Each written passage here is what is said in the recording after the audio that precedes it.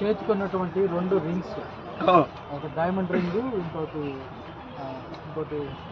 Gold platinum rings 2 లేవు.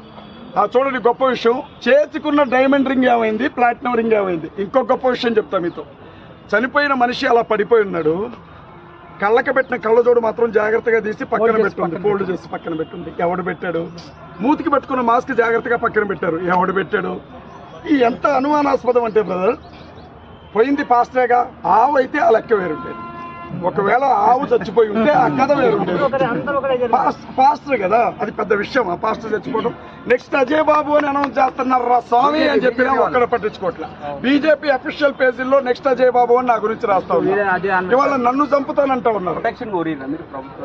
స్పష్టంగా అన్నా, ఇప్పుడు మతపరమైన ఇంత వివాదం జరుగుతుంటే యూట్యూబ్ ఛానల్స్ లో, ఈ మీ పెద్ద పెద్ద ఛానల్స్ లో మాకు ప్రాణహాని ఉందని చెప్తా ఉంటే స్టేషన్ దగ్గరికి వెళ్ళే టైం ఎక్కడుందన్నా? రాత్రి నిన్న మొన్న రాజమండ్రిలో ఉన్నాం, పొద్దున్నే బయలుదేరి మళ్ళీ ఇక్కడికి వచ్చినాం. స్టేషన్ కాడికి పోయేది ఎక్కడుంది? అసలు పరిస్థితి ఎంత దారుణంగా ఉందో చూడండి. నేనేమన్నా అంటే నన్ను చంపాగుతారా, ఇంకెవరైనా ఉన్నాడా లిస్టులో? నాతోనే ఆగుతారా? నెక్స్ట్ లింక్ లో ఇంకెవరైనా ఉన్నారా? క్రైస్తవులను ఎందుకు చంపుతున్నారు? మత బోధకులను ఎందుకు టార్గెట్ చేస్తూ ఉన్నారు? నిన్నటికి నిన్న రామగుండానికి సంబంధించినటువంటి ఒక పాస్టర్ గారు యాక్సిడెంట్ లో చచ్చిపోయారు నడి రోడ్డు మీద.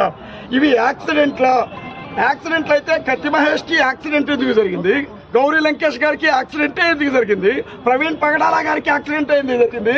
నువ్వు కూడా యాక్సిడెంట్ లోనే పోతావరా అని రాస్తున్నారు. అంటే యాక్సిడెంట్లు చేసి చంపి చెప్తున్నారా, చంపి యాక్సిడెంట్లు అంటున్నారు?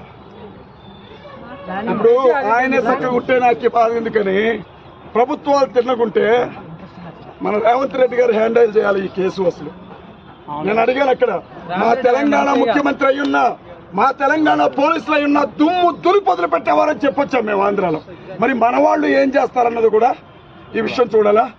మిస్సెస్ ప్రవీణ్ పగడాల గారికి కానీ వాళ్ళ పాపకు కానీ ఏ హాని జరిగినా ఇంతవరకు గుండెలు తగలబడుతున్నా చూసినాం. రేపొద్దున ఒక్కొక్కరిని నిలువున తగలబెడుతున్నారు.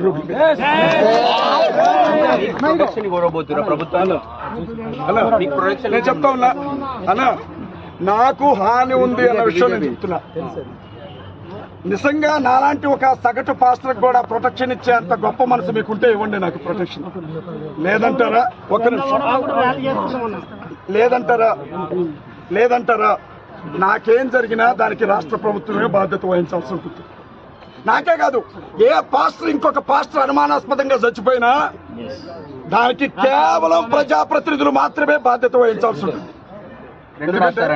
2 రాష్ట్రాలండి, ఖచ్చితంగా. ఎందుకంటే ఒక మనిషి చనిపోతే మానవత్వంతో ఎవరైనా అమ్మా అయ్యో అంటాం. కానీ పగడాలకి పగిలింది ఏంటిది? పగడాలకు పగిలిందని వీడియోలు చేసుకోవడం ఏంటి, సెలబ్రేట్ చేసుకోవడం ఏంటి, ఆడు జావచ్చు అని చెప్పడం ఏంటి?